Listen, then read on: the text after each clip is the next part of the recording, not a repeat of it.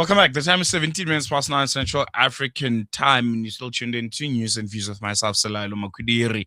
I want to switch gears now and talk about something that will hit every single motorist in this country. No, I'm not talking about the petrol price. We all know the reality there. But we'll be talking about whether you're crossing borders, whether it's for work or travel or just heading out on a holiday. SARS has officially rolled out new requirements targeting vehicle owners with tighter border compliance rules now in effect. And the big question that many South Africans are asking, it's quite simple. Is this about improving compliance, or is it about tightening the screws even further on already strained motorists? These changes affect how vehicles are going to be monitored, what documentation is or going to be required now at the border, and how enforcement will now be handled going forward, with authorities already signaling a far more aggressive approach to compliance. So what exactly is changing? If you one of those people that like driving out to our SADC region, you don't like to fly, you like to drive through the road, go through the borders, the Limpopo border, or South Mozambique, or want to go to Botswana, Lesotho, you'd want to know what exactly is changing and how you're going to be affected by these new rules, and maybe just how worried you should be. And to break it down for us, we're now joined by Wayne Duvenage, CEO of OUTA, the organization undoing tax abuse. Wayne, good to have you on the show. Good morning. Really appreciate you joining us. Good morning. Nice to be with you and your listeners. The pleasure is all ours, and I want us to jump right into it. What's exactly happening here? Let's start with the basics. What exactly has SARS changed with these new border compliance rules for vehicle owners? Who's going to be affected? How are they going to be affected? And how different are things going to be from now going forward? Yeah, hi. So I think this has been a problem that's been in the making for some time. And it pertains more to grey imports that come into the country from foreign countries around us, or from countries around us. Japan and the East do a lot of vehicle dumping into Africa, second-hand vehicles, and these escape the excise duties and import duties and come in quite cheap, and they are not allowed to be imported into South Africa. So what happens is a lot of people then buy these vehicles in Mozambique, Zambia, and other countries up north, and then they bring them down into South Africa at relatively low cost, and then sell them here and make a lot of money. And that allows them to evade all these duties that are supposed to be applied. And it is a problem. It does destabilize the used vehicle market in South Africa. And it's something that's been with us for a number of years now, and it has to be dealt with. And the way to do so is exactly what SARS is doing, is to make sure that vehicles that are coming in from outside the country are now properly documented.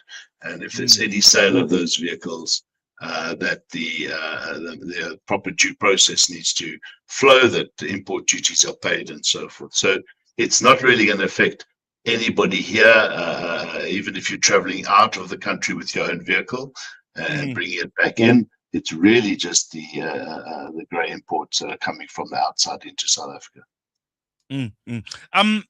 Traditionally, how were things done before? When maybe someone would want to buy a car from one of the SADC regions, and how differently is it going to be now? What documentation is going to be needed, and how will SARS going to go about improving compliance in that regard?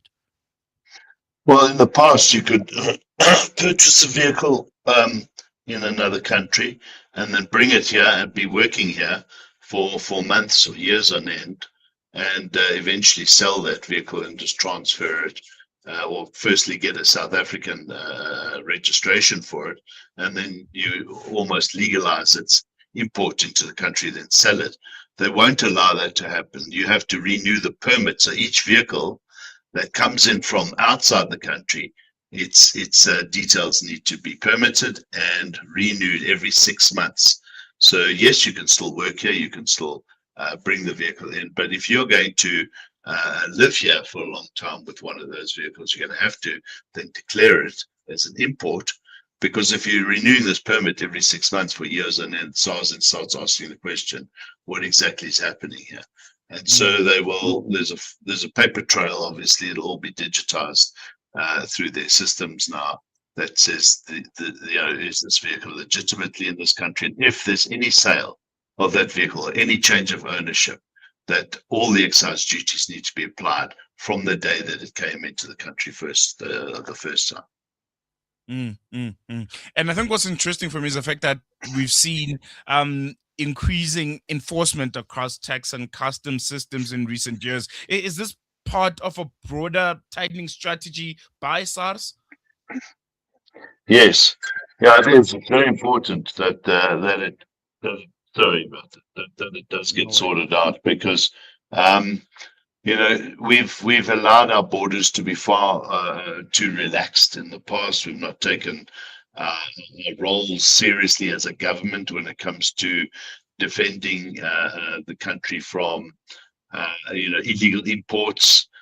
We see lots of stuff coming into the country declared at different values than what they should be, different descriptions, different categories, and we lose a lot of money. And I don't have to tell you about the cigarettes, illicit trade in cigarettes and alcohol that's coming into the country.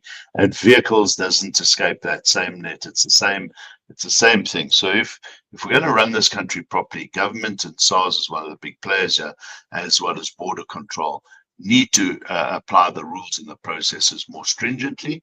We need to use systems more effectively, use the digital processes more effectively, and then ensure that we do lifestyle audits on people who are operating at border management control centers, because that's where so much of the corruption takes place. And if we can put a stop to all of this, I don't think it ever ended completely, but reduce the extent to which it's got out of hand now, we'll be able to reap in and bring in far more funds into the country, taxes which are due to this country, and reduce the debt pressure that we have. So very, very important that SARS starts playing this role far more meaningfully. And I think this is the team that Deborah Kieswetter has set up, and now with Johnson and the team, they are forging ahead with tightening the screws, and this is a good thing for the country.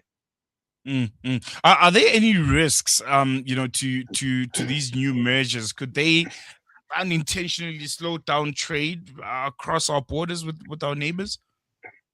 Not necessarily, if the paperwork's done, if it's done properly. In fact, I think they're digitizing these processes and making it easier and easier to have the paperwork done.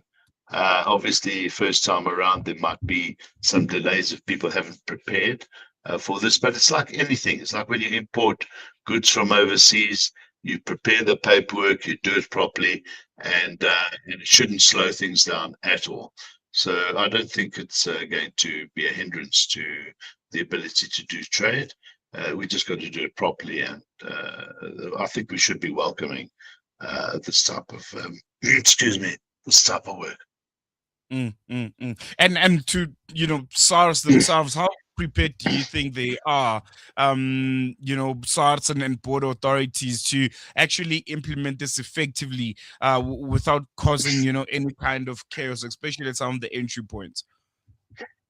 Yeah, look, they will be very mindful of the fact that they've got to be careful not to slow the process down. We've seen the queuing at borders, we've seen the problems, but those have been because of the gross inefficiencies in the past.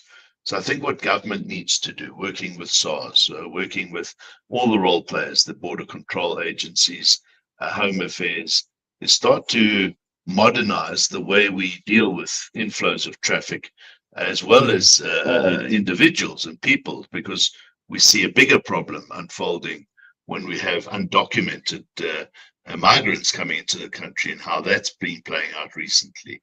And so if we do the documentation and we do the controls and the processes properly, but SARS is a forward-thinking, modernized entity that will be very careful not to get in the way of slowing the process down and improving it, and then making sure that we are matching and doing cross-referencing across all systems in the country, I think we'll start getting there a lot quicker. And I don't think we're too bad at this stage. We need to just make sure that it's done and carried out properly. The problem is people and corruption at this border posts. That's where we've got to get on top of it. And that's not difficult to get on top of either. So long as we have the proper whistleblowing processes, the investigations, the forensics, lifestyle audits, we'll be able to get on top of and remove people in the system who are breaking the laws and making it difficult for all of us. Well, they have it. Wayne Duvenage, CEO of OUTA. Appreciate your time and give us a bit more clarity on this. Really, really appreciate it. Thank you. Pleasure. All the best. There you go. New rules, tighter enforcement, and I think a very, very clear message from SARS that compliance is no longer optional, and border crossings are about to become a bit more structured. Hey, have you tried buying a car outside of our borders? There's in Botswana, it's in South Africa. Well, you were in South Africa. You tried buying a car outside of the country, Zimbabwe, Mozambique, Botswana. How has that process been? Are you in the business of trading, buying and selling of cars in the different countries, especially in the SADC region? What's the process like? And do you think there are going to be any kinds of changes that are going to maybe make it a bit more difficult for you to do that?